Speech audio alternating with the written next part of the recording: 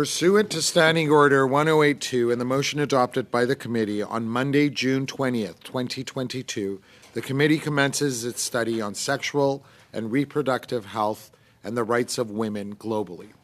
It is now my pleasure to welcome to the committee from the Department of Foreign Affairs, Trade and Development, two officials that we're very happy to have here with us today. First, we have Mr. Peter McDougall, who is the Assistant Deputy Minister, Global Issues and Development. And we're also happy to have with us here today Ms. Tanya Trevors, who is the Director of Health and Rights of Women and Girls. Mr. McDougall, you will go first. You will be provided 5 minutes for your opening remarks. Once you only have 30 seconds left, I'll put this up just as a guide. We would be grateful if you manage to do it close to 5 minutes. And then we will proceed with Ms. Trevors. Mr. McDougall, the floor is yours. Thank you very much, Chair. A pleasure there's only one statement. Okay. A pleasure to be here with you today to speak in front of the committee and to share the insights on the work being done to implement the Government of Canada's policy direction for advancing women's sexual and reproductive health and rights globally.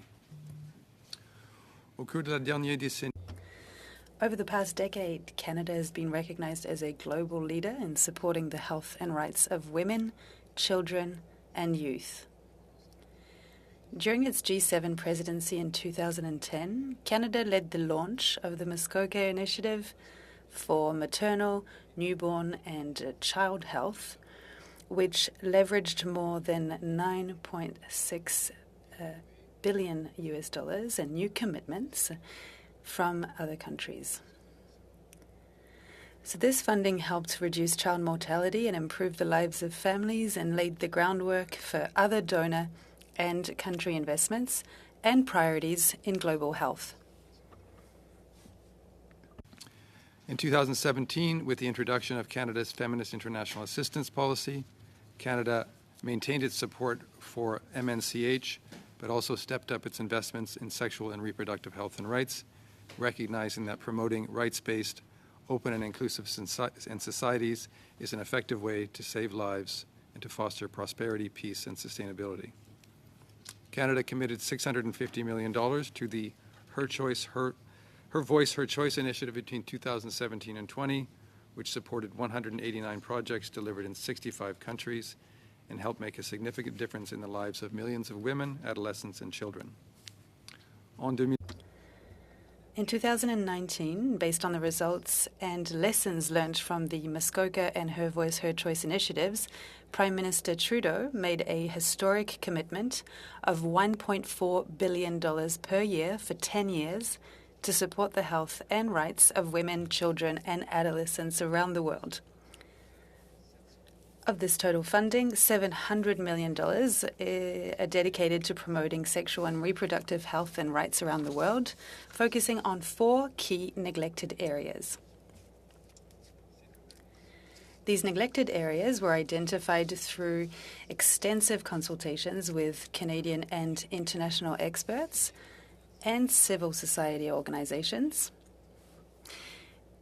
And these neglected areas are, first, family planning and modern contraception. Secondly, safe abortion and post-abortion care services. Third, comprehensive, age-appropriate sex education. And fourth, sexual and reproductive health and rights promotion activities.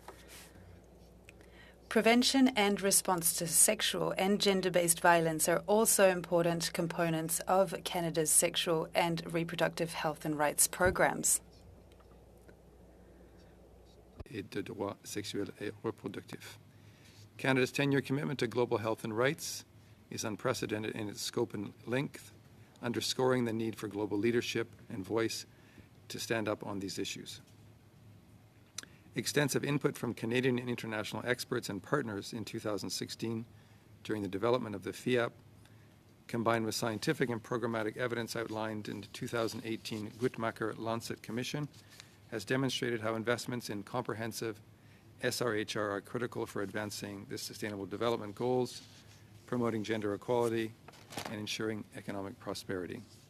We know that supporting a fair and equal world where women and girls have the right to make decisions about their own bodies will generate social and economic benefits for decades to come. Ce rapport Guttmacher. This report that Canada is making shows that Canada is making good progress on its current commitments.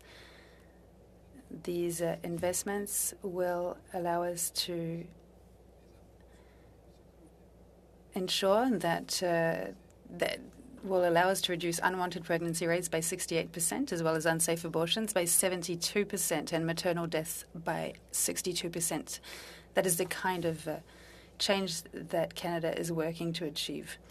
In 2020, 2021, $480 million were invested, and these investments allowed 4.5 million people to have access to health and reproductive health services in 29 countries. And sharing more about the important work that Canada is undertaking in this sector. Thank you. Thank you very much, Mr. McDougall. I understand that there's only one opening remark here, but of course members can ask either official any questions they have. Now, for the first round, questions will be, the time allotted is 6 minutes, and the first member is MP Epp. The floor is yours. Thank you, Mr. Chair, and I'm going to cede my time to Mr. Jennings.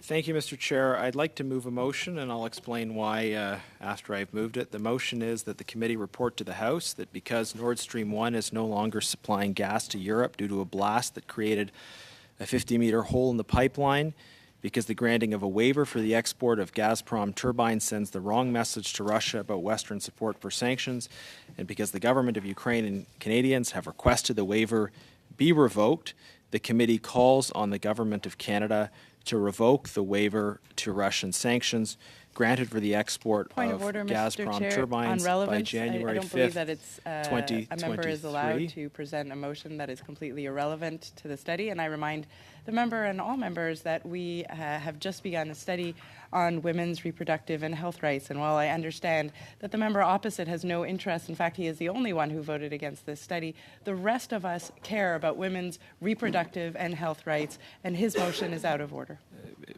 Mr. Chair, just on the point of order, I'm happy to respond to the substantive points. Could I respond to the point of order? I think she has a very good point as to the chair relevance. rules on points of orders. This motion is on notice. It's been on notice. Okay. And I'm able to move any motion on notice that's been on notice. So I can proceed. Thank you. If there's other points of order, they can be moved, but they can be raised. Okay. Thank you, Ms. Bendan. I anticipated that there might be further points of order, but I will do my best to speak to the motion for as long as members allow me to until I'm concluded my opening remarks on it. Mr. Chair, we have unfinished business at this committee when it comes to the issue of the Gazprom turbines. We had a special order to study the issue of Gazprom turbines as a result of an agreement by all opposition parties that was supposed to begin, and I actually had hoped would be concluded in the summer. So that discussion began, and with respect, which I think should be duly accorded to senior officials from the Government of Canada, I think it may be appropriate for you to suggest that if they would like to leave, they may leave, because I have a feeling this could go on for quite a while. And I think I do that with great regret that someone has decided that the issue of women's reproductive rights is not important. I would like the witnesses to say, for what it's worth, Mr. Chair. I would. I am ever hopeful that the will of one member will not overrule the rest of the members of this committee, and I would like to get back to questions. Your point is well taken, Mr. Oliphant. Let's just see how this proceeds, but obviously we should extend every courtesy to our two witnesses who have taken the time to come here and appear before the committee. But let's proceed and then see how things go from there. Mr. Janis. Thank you, Mr. Chair. And frankly, we've heard more arguments made against my motion than I've had in points of order than I've actually had time to even make in favor of my motion. So let me please speak to the motion substantively, and maybe members will want to disagree with those arguments. But points of order, as has been discussed previously, are not necessarily the place to make those substantive arguments. So the issue of Gazprom turbines is an issue that this committee began its consideration of in the summer, and it was an urgent matter. All of the opposition parties used the process understanding Point order of order, 1064 Mr. Chair. to Now we are getting into the historical background of a study that we already undertook, that we already engaged in. Can I that get a in breath fact, out there here? is a draft report in front of me, which we never got to, thanks to the member opposite. And Mr. Chair, I would suggest that the member opposite needs to remain relevant, and we do not need to hear, as we were all in this room doing the very study that he is referring to, we do not need to hear a history of the turbine issue. I also, Mr. Chair, would invite you to recognize that there are still two witnesses here waiting to speak on women's reproductive and health Mr. rights. Chair, this is clearly not a matter of order. A tactic, And I'm not being in allowed to order finish to a sentence. avoid the topic, which I remind the member opposite is women's reproductive and health rights, not what he is talking about, but women's reproductive and health rights. And I will continue to make points of order until he agrees to discuss women's reproductive and health rights. Thank you, Mr. Ms. Chair, Van Daen. Back to if I could actually raise a distinct point of order, I'm looking forward to getting back into my explanation for this motion, but the member did make certain insinuations about things that may or may not have happened in camera, and that is very clearly against the rules. And I hope that the member would stick to the rules and be kept to order on them by the chair. But I am happy to discuss what was or was not adopted in camera, because that is a matter of public record which will show up in the minutes. Mr. Chair, we have unfinished business when it comes to the issue of Gazprom turbines. There was a motion adopted in June with respect to a study on abortion because Point of order, Mr. the Chair. Liberals... Point of order, Chair. Dr. Fry. Yes, correct. Please proceed. Thank you. Chair, Mr. Genuis gave notice of motion. He called it that, which is within the rules. He can do that. He is now actually debating his motion. And I want to call us back to order. The order of the day, the business of this committee at this point in time is to deal with the witnesses and question them on the issue of sexual and reproductive health and rights. So, Mr. Chair, I'm going to ask you to actually bring this meeting back to order. Thank you. Thank you, Dr. Fry. She is absolutely correct. You did have a motion, but now you're getting into arguments, Mr. Janis. So I'm moving a motion, and now I'm presenting arguments in support of the motion. No, you gave notice of motion. You gave notice I am of motion. moving a motion that I had previously given notice of. The notice of the motion was provided on Friday, November 18th, and I am now speaking on the motion that I have now moved. This motion is now on the floor.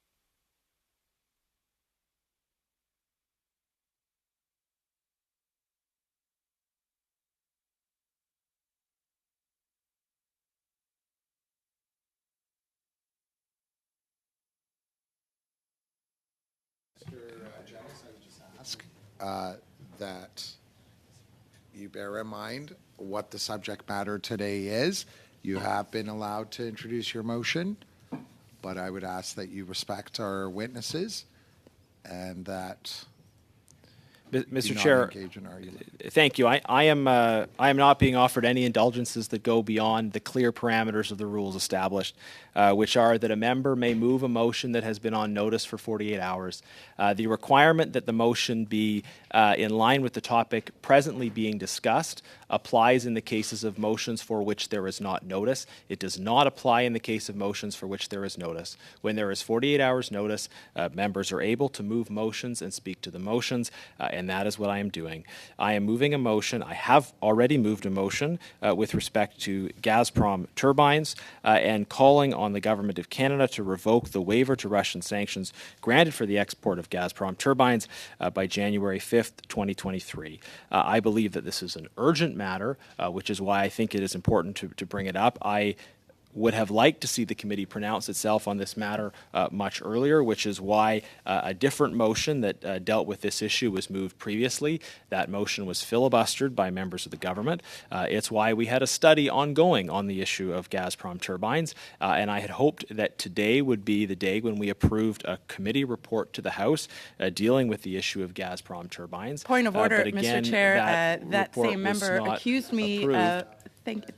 Thank you, Mr. Chair. That same member has accused other members of this committee of referring to things that occurred in camera and discussions that occurred in camera, and he has just done the exact same thing. I would remind the member opposite that we are to be studying at this very moment women's reproductive and health rights, and that he is filibustering that discussion because he disagrees that women should have their health protected. I understand his position. I understand that he doesn't care about women's reproductive and health rights, and that other members have been asked to come in and lend support to that member so that he may continue on and on filibustering this discussion. But, Mr. Chair, I would invite you to bring this meeting back to order and allow us to ask questions of the witnesses that are before us on the study of women's reproductive and health rights. Mr. Chair, just if I can speak to the same point of order. Ben-Diane. Mr. Jennis, Yeah. as you are fully aware, we have witnesses here appearing before us in committee who are here to be questioned by the members about reproductive rights. You're fully aware of that. So I would ask that you actually factor that in while you're speaking as well, to extend some courtesy to the witnesses.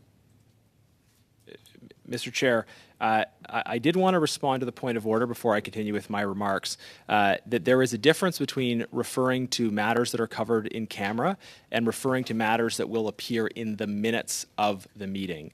The minutes of the meeting report what was agreed to, and it is no violation of the in-camera rule to point out that something is not in the minutes. I am able to refer to the fact that the adoption of reports was not agreed to during the in-camera portion of the committee because what is agreed to and by extension what is not agreed to can be determined in the minutes. What I could not do and would not do is cast aspersions about why or why not in particular that didn't happen or make claims about what was said during the in-camera portion of the meeting. So respectfully, Ms. Ben-Diane made many false accusations about me during her last intervention. One of them was procedural and others were not, but the procedural one I hope you'll at least agree with me, Chair, on. But now, again, I would like to be able to proceed with at least a mouthful of commentary on this motion that I think is important. The committee has before it unfinished business with respect to the issue of Gazprom turbines. And that is why it's important for the committee to complete that unfinished business. And it is certainly a matter of public record that Conservatives have tried repeatedly to schedule and seek the completion of discussion of the Gazprom turbine issue. In fact, the last time Conservatives sought to resume and complete discussion of the Gazprom turbine issue, we had witnesses, and one of those witnesses was me. I was here testifying on my private member's bill, and nonetheless, a member of Mr. our Chair, caucus point of order on moved relevance. to resume consideration of the Mr. Gazprom Chair, point of order on issue. relevance. It is clearly irrelevant to the motion that my colleague is speaking to. No, it's not. referring It's to his clearly private exactly member's on bill. the topic, His private which is member's the bill importance is of the not Gazprom relevant issue. to the Gazprom motion, which he has moved. Ms. Ben-Dayan? Yes, thank you. Ms. Ben-Dayan. The member's private member's bill is certainly not relevant to the Gazprom motion that he has put forward. He is now grasping at straws in order to fill time. It is quite unfortunate and very boring to hear, whereas the rest of us would like to get to the study that was scheduled for today, which was on women's reproductive and health rights, Mr. Chair. So my point of order is on relevance. Thank you, Ms. Ben-Dayan. We now go back to Mr. Jennis. Yes. If I could also ask Mr. Jennis, please do bear in mind that we have witnesses here. That's the first thing I would ask you to bear in mind. Secondly, we have interpreters here too. Thank you. So bear that in Yeah, mind as well. and I'm certainly grateful for the work done by our interpreters, and I'll continue speaking to my motion in accordance with the rules as I have. The committee has been seeking to complete its work. Many members of this committee have been seeking to complete the work on the Gazprom issue. When the committee adopted a motion in June to consider, at the insistence of the Liberal Party, the issue of abortion laws in other countries, which is something that the Liberal Party was very keen to have discussed, we expressed the view that the committee should, at the very least, complete its existing work on the issues before it. Which at the time were first and foremost Ukraine, but also the issue of vaccine equity and the Mr. issue of Taiwan. Yes, Ms. McPherson. Sorry, thank you, Mr. Chair. Mr. Chair, the member keeps referring to the motion, the study, as the abortion study, and that is incorrect. This is a study on reproductive rights for women, the full range of reproductive rights and reproductive health. It is appalling to me that he is once again, 1 out of 11 members is overtaking the will of this committee and trying to impose his will upon us. It is appalling to me that he does not believe that the rights, the reproductive rights, not abortion, the reproductive Mr. Chair, rights can you of enforce women the rules? around the world. This is not a point of order, and you know is important. So I would ask, Mr. Chair, that you explain to the member, because perhaps he didn't read the motion initially, but you explain to the member that the motion is in fact on reproductive rights for women around the world. It is not an abortion rules, motion, Mr. Chair? as he puts forward. It is in fact a motion on reproductive rights, the full range. Could you enforce of the reproductive rules, rights. Mr. But we Chair? know- Been recognized. You can't speak. Yes, Thank but you. I'd like to hear from Ms. McPherson. It's clearly. I'd like to hear from Ms. McPherson. Ms. McPherson? Okay.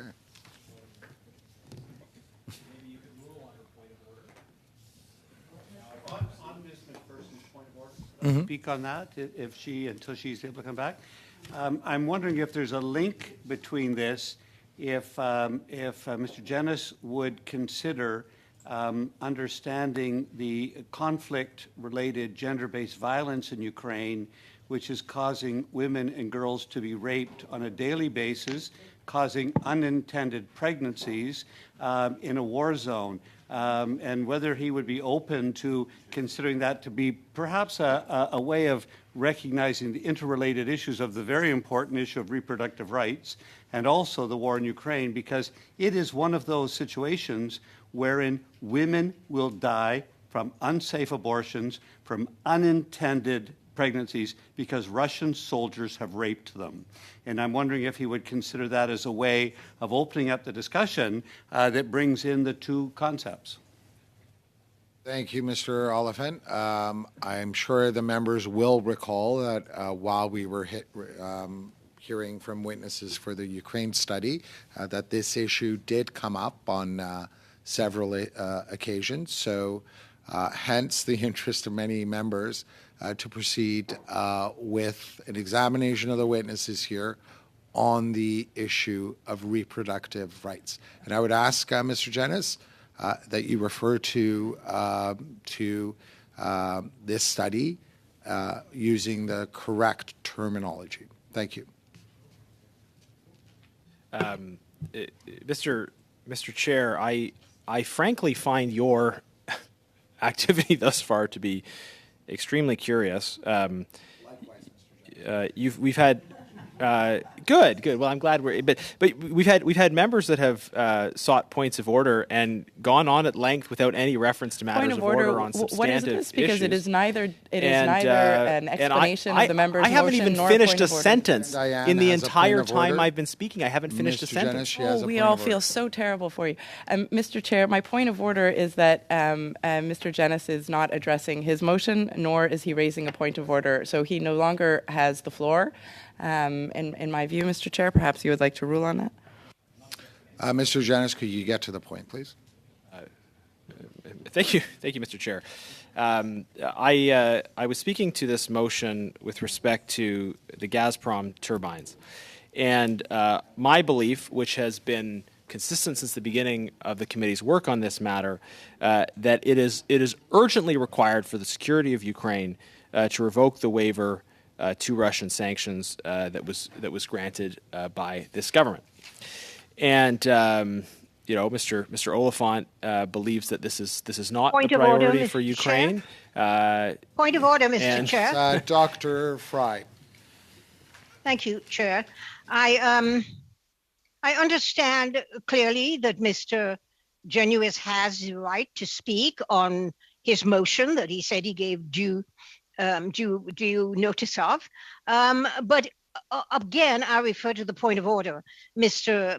Genuis just spoke of the security of Ukraine.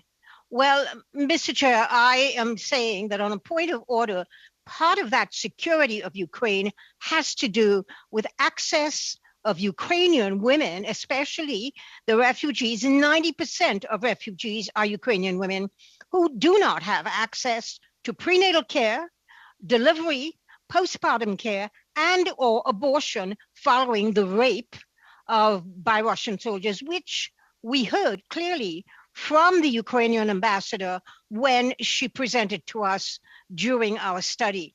So this is very relevant to what Mr. Genuis is speaking about. So he needs to understand that security is more than just guns and ammunition and energy security. It has to do with human security. Thank you, Dr. Fry. Yes, Mr. Jennis. Thank you, Mr. Chair, and I'm happy to respond in due course to the substantive arguments that are being made under the guise of points of order. But before I do that, I want to really underline clearly why I think it's important to move this motion. It is because we had previously moved motions that I believe had the support of the committee on the urgent need to revoke the permit.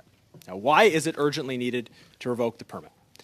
Because we have heard at this committee from various sanctions experts that when you have nations that are creating a kind of Swiss cheese sanctions regime that is designed to advance their own particular economic interests Chair, I have a point by of order. offering holes in some places sorry. Mr. Chair, I'm concerned that there is a disproportionate amount of time being taken within this committee by certain members, and I wonder if you could provide us with a counting of the number of minutes each member has spoken over the past year, perhaps the actual number of minutes, so we could get an estimation even, simply because it does seem that all committee members are not being given the same amount of ability to represent their constituents and to speak at this committee. I'm not quite sure whether that is possible, but I do undertake to bring it up with the clerk and the analysts after this meeting is over to see if that is possible, Ms. McPherson.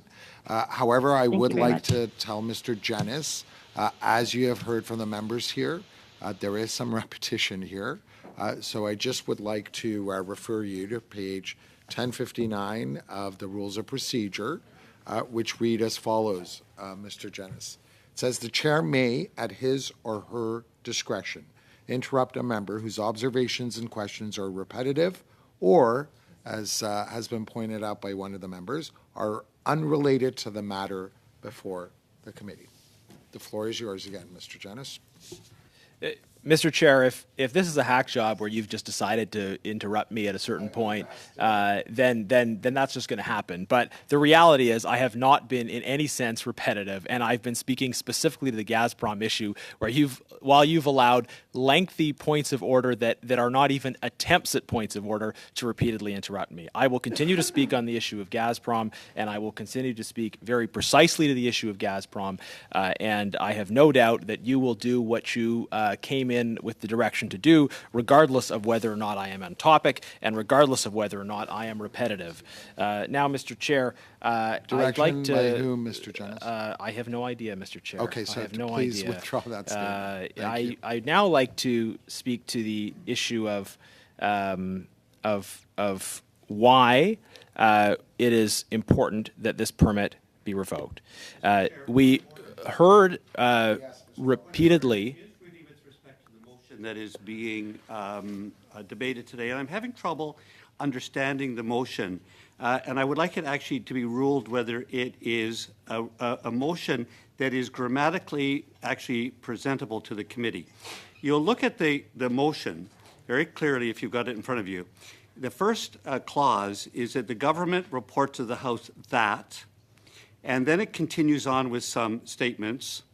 And then it says the committee calls on the government to. And I am not understanding the actual grammar of that sentence, because are we reporting to the House that and call on the government of Canada to revoke the waiver, or are they two separate things? Because the actual motion does not make sense. Peut-être en français c'est correct, mais en anglais it might, because there's missing words in the motion. And it really is a problem, because you can say that the committee report to the House those things and the committee calls on, but there's no and. And it seems to me that the motion is really probably not in order as such, because it doesn't make sense. There's no conjunction. And if there's one thing, I am the grammar police, and I've done it many times, because if we don't present our motions with correct grammar, then the House won't understand what we're actually doing. Are we reporting something to the House, or are we calling upon the government through the House to do it? Both. If it's both, then the motion should be worked on that stuff, and the member may need some time to work on the motion to actually get it to say what he would like it to say. If I could respond to the same point of order, Mr. Chair. I'll make a couple observations. Jennis? Thank you, Mr. Chair. Mr. Jennis, Oh. 1 second. I would like to consult with the clerk. Would all the members agree that we dismiss the witnesses out of respect for, yes, is everyone okay with that? Mr. I'm not. McDougall? But it is your decision, Mr. Chair, but I... Okay. Thank you, Ms. Ben-Dayan. But he asked the room.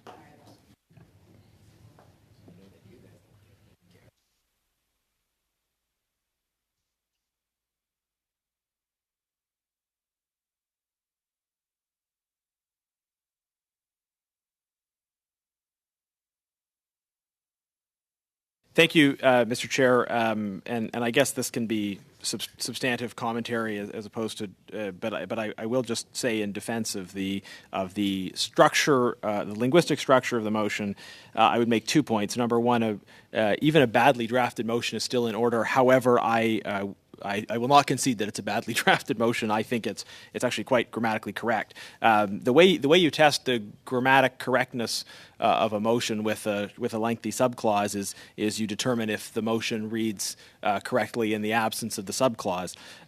So in the absence of the subclause, the motion would simply read that the committee report to the House that the committee calls on the government of Canada to revoke the waiver to Russian sanctions granted for the export of Gazprom turbines by January 5th, 2023. Now, Now, insofar as it repeats the word committee, it might not be as poetic as Mr. Oliphant prefers, but it is entirely grammatically proper, and I think it reads more poetically in the presence of the subclause, which of course is part of the motion. To say that the committee report to the House that the committee calls on the Government of Canada to revoke the waiver, etc., is perfectly grammatically correct, and I of course stand by it both as a piece of language and as a substantive proposition. Anyways. Does the committee have the authority to call on the government to revoke, or is it the House that could do it upon the recommendation of the standing committee? We are afforded a certain responsibility under the standing orders about what we do, and what we do is we make reports to the House and call upon the House to do certain things. So I don't think the grammar works. If I can just, this is actually consistent with the form used in, I think, most of the recommendations that our report has adopted. One doesn't need power to be able to call on. Anybody can call on anybody to do anything. One needs power and authority to be able to order someone to do something or require someone to do something. But an individual member of Parliament can call on the government to do something, and certainly a committee can call on the government to do something. That doesn't mean the government has to do it. But this is the committee simply reporting to the House its exhortation to the government to take a particular action. And certainly committees are well within their rights to exhort governments or anybody else to do anything. They're more constrained in their power to give instructions. Now, having said that, and noting the consistency of the form of the motion with, I think, most, if not all, of the kinds of recommendations that I've dealt with when these matters have been considered before the committee before, those involved motions to consider matters. I will now hopefully proceed. Mr. Chair, the point of order is the motion that's put forward is saying that it's an urgent matter. The urgency of the expiration of the gas turbine sanction waiver is January 5th, which is under 29 days. Repairing or not repairing a turbine for a pipeline that is blown apart is, I think, less important than a study on the sexual and reproductive rights of women. And if the Conservative Party or members of the Conservative Party or this member think that the repair or non-repair of a blown-up pipeline thousands of miles away that has a permit expiring in less than 4 weeks is more important than the reproductive rights of women, I think they should bring witnesses to that effect and actually say that officially, rather than kind of going around and about in this long way to say that. Just be blatant and say, like, we're against sexual and reproductive rights of women and we don't want to study it. So I don't know why we need to go on a diatribe to belittle this while we have witnesses here. We've had a motion that was put on in June. We have opposition parties and the governing party all wanting this. In fact, I think 10 out of 11, if I'm right, members have approved this study. So I think it's very irrelevant. The argument that it's urgent is also irrelevant. As I've just said, there is no pipeline to repair. The waiver that was given is expiring in 4 weeks. In fact, if we did a study right now, it probably would not be published till the waiver is already done. So I just think that we should go on to committee business, and this motion or proposed motion should be put out of order. Thank you, Mr. Sarai. Mr. Jennings? Yeah, thank you, Chair. I have a great deal of respect for Mr. Sarai, but essentially he's making he concluded his substantive arguments against the motion by saying that he thinks it should be ruled out of order on that basis. Motions aren't ruled out of order by chairs on the basis of their merits. They're ruled out of order by the chairs on the basis of their rules. They are perhaps voted for or against by committees on the basis of their merits. And we had previously put forward a motion on the Gazprom issue, and it was members of the Liberal caucus who filibustered that motion, who prevented that motion from being brought to a vote. We sought to resume consideration on that motion, and we weren't able to do so because at the time the the Liberals and the NDP did not agree to resume consideration on it, despite the fact that we had heard directly from the Ukrainian Canadian Congress that they felt very strongly that we should return to this issue. Now, as far as the urgency, I have said that I believe this motion is urgent. I think it's notable that the word urgent isn't used in the text of the motion itself. But do I think this is an urgent matter? Yes, it is, because we're talking about an ongoing war, and we're talking about the integrity of the global sanctions regime, and we're talking about the messages that are sent by exceptions to that sanctions regime.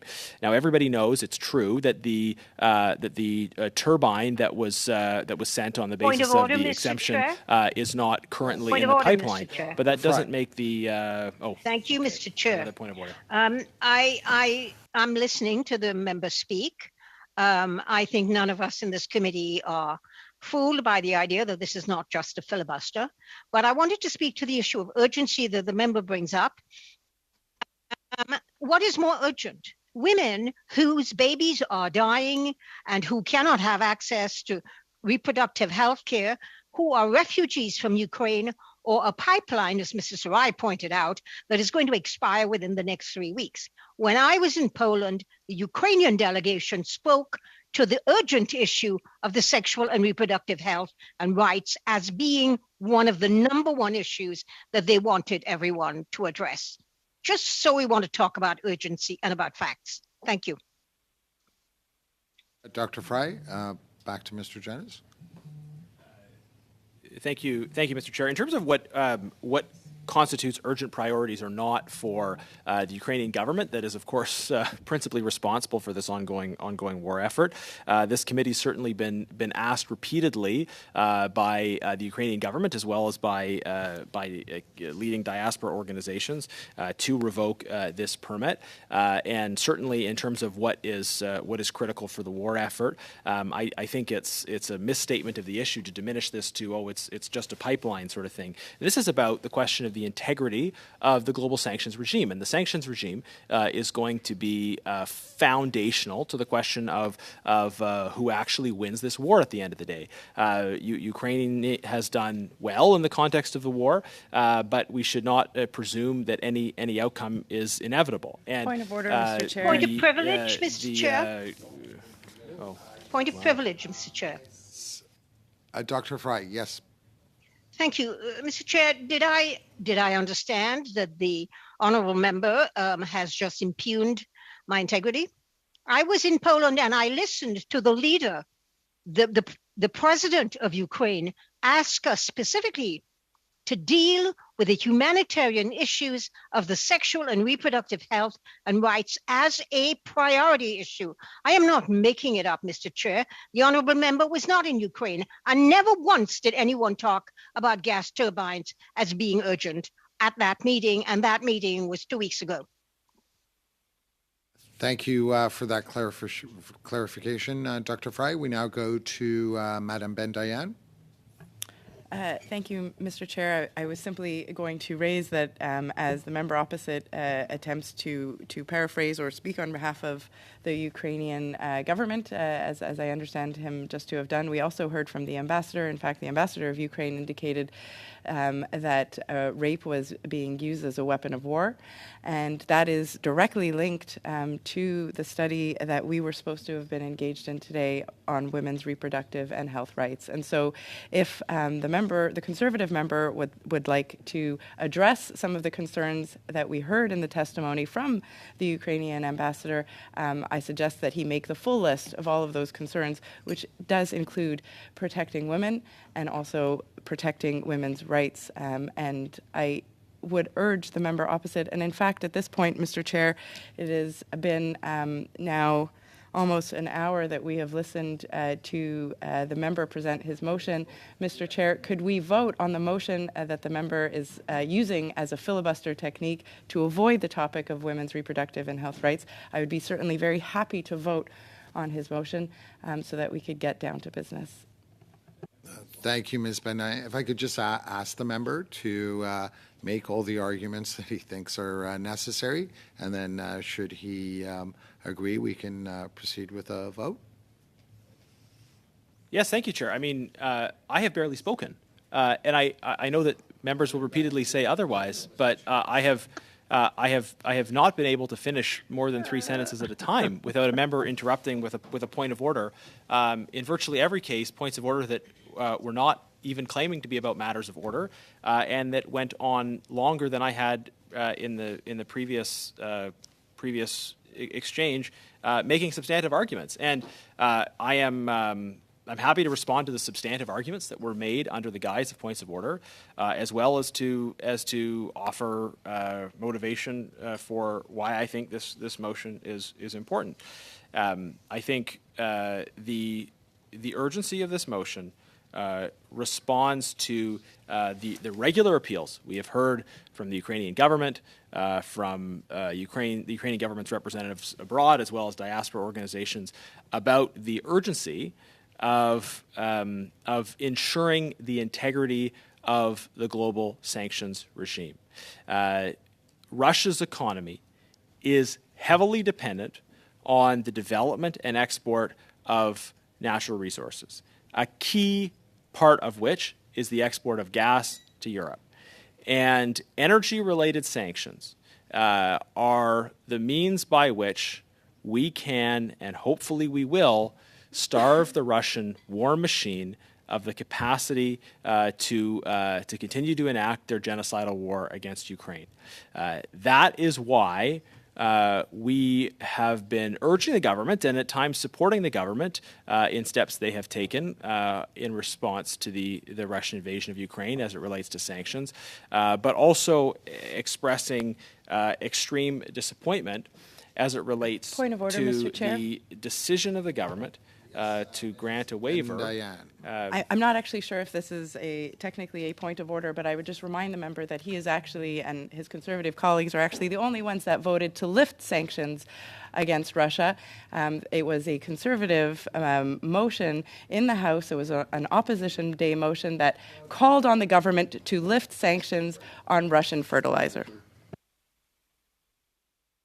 Ben-Dayan, we go back to Mr. Jenis.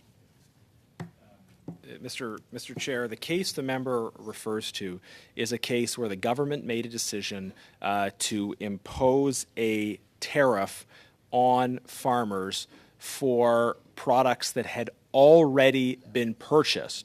So farmers made decisions to make purchases from Russia prior to February of this year, and then they were, after the fact, charged a tariff on goods they had already purchased. And that tariff was not paid by Russia. That was paid by Canadian farmers. So this is a case transparently of where the government was punishing farmers in a way that had no effect on the war effort whatsoever. If the government was able to, in some way, impose the spending those spending requirements on the Russian government. Point of order, Mr. Chair. That is entirely incorrect. The Conservative Opposition Day motion made no mention of any. We're going to have to go back to it. I believe that Mr. Jenis was debating actually in the point of order too, not responding to the point of order. So I think there's a matter of debate going on that side that could be ruled out of order as well. He's engaging in substantive conversation as opposed to really addressing. He has every right to say something is not a point of order, but which is a point of order, I would say. That I'm making a point of order because he does not have the right, though, to engage in a debate on substantive issues when it's raised as a point of order, even if it's ruled by you not to be a point of order, and you have every right to rule it as not a point of order. If I can respond to the point of order, then I was not responding to Ms. Ben-Dayan's point of order. I was resuming my substantive commentary because I had the floor. So it's quite legitimate for me to make substantive arguments about substantive issues when I have the floor, even if I am responding to points that were not points of order that were made as points of order. I agree that Ms. Ben-Dayan's point of order was not a point of order. Insofar as I had the floor on a substantive matter, I was within my rights to make arguments on substantive matters. If I could respond to Ms. Ben-Dayan's point of order. Yes, that's pretty telling in and of itself. That's what you responded. You didn't respond to saying that's not a point of order. You actually acknowledged it was a point of order and then responded to it. Correct, Mr. Oliphant. Mr. Jenis? So I understand that I am now speaking not to any point of order, but I am speaking to the substantive motion. Thank you. In the context of the substantive motion, Conservatives have never called for exemptions to sanctions that are paid for or are inflicting costs on the Russian government.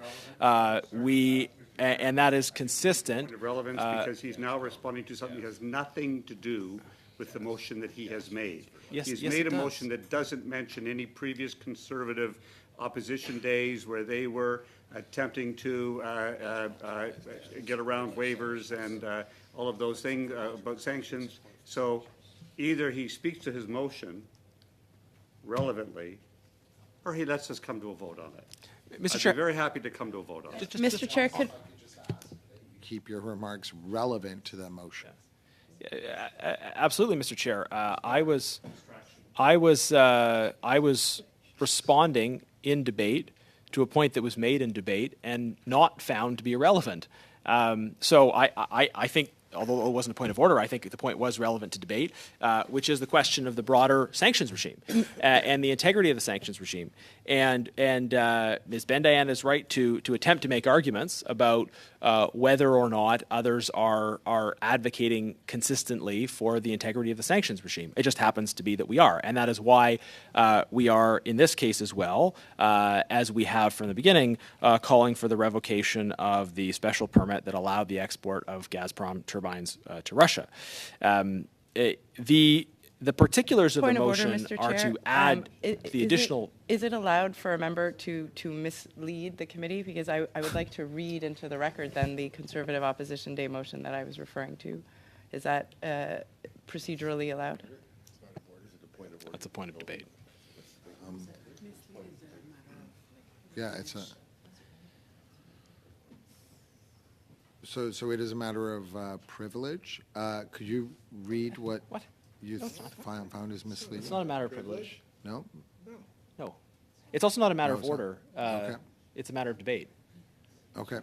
Mr. Janis, please proceed. Thank you. Thank you, Chair. As